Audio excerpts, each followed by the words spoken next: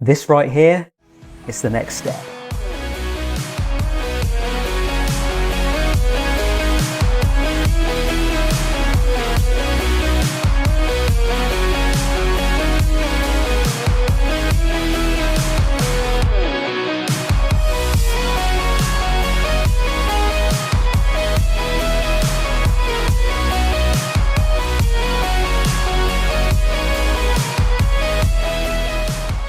When I first saw this thing scanning in real time, it felt like magic. I've never really used a scanner in person, and to see this thing moving and then rendering on the screen live was a really cool thing to witness.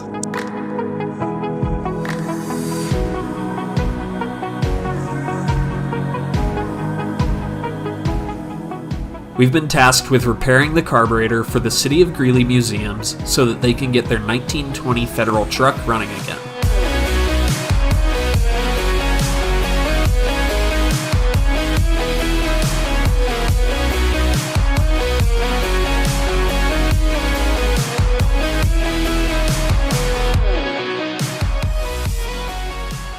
And it was a ton of fun using the modern technology of the 3D scanner, the CAD software, and the CNC lathe to breathe new life into a part that's over 100 years old.